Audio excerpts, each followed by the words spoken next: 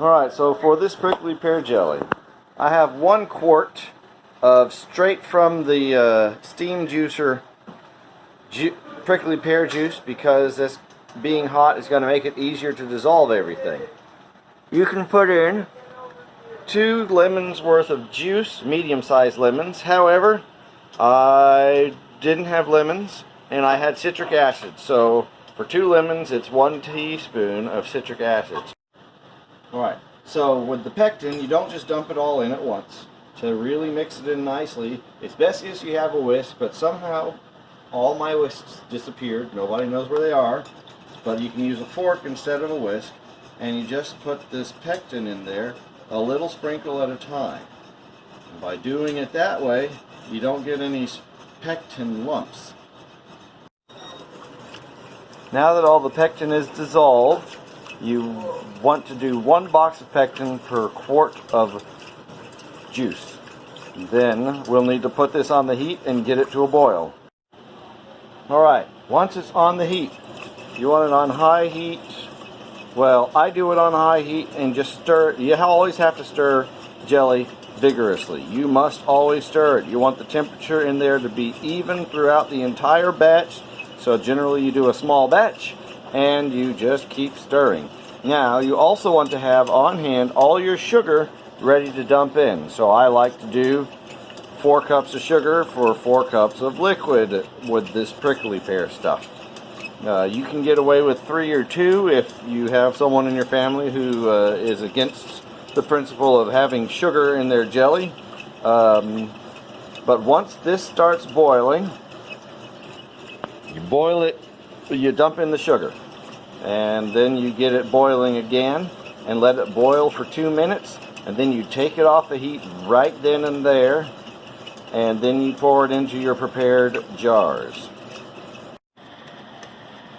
So you want to make sure that you have a 2-minute timer that is ready to go, so that once this thing starts boiling, after you've added the sugar, you just press start on that 2-minute timer so that you can have it done perfectly, because you go 2 minutes past when you can't stir the boil down. And then once you're done with that, you pour it in the jars and it should be good. Now making jelly takes a while, because heating everything all back up after you cool it down with the sugar takes a while. And jelly is the type of thing that once you start, thou shalt not walk away from it. If you walk away from it, it will not work, it will get ruined, and it won't work right. So you have to sit here and babysit it and stir it constantly, vigorously, the entire time. So don't fool yourself thinking, oh, I'll stir and walk away and come back. Nope, that will ruin the jelly. So you may be here for a while. So we just saw this thing start to boil. See, if I let it go, it boils, and I stir it down and it stops. So we're almost at the point where we start our timer. And I'm hoping that we'll catch it here on camera.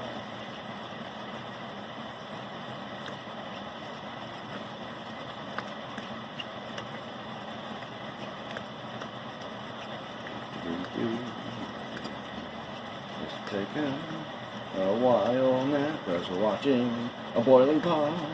It never boils because we're watching it.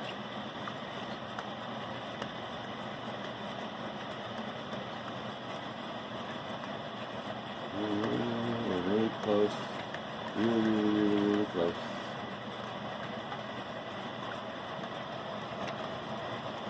The more vigorously you stir it, the better the jelly comes out, because you get a more uniform temperature with more stirring.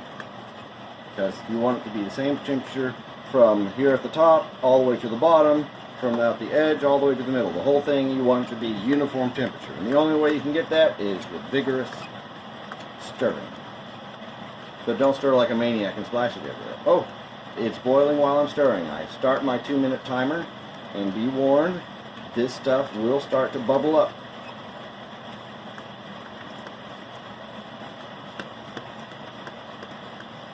Especially if you're using a whisk.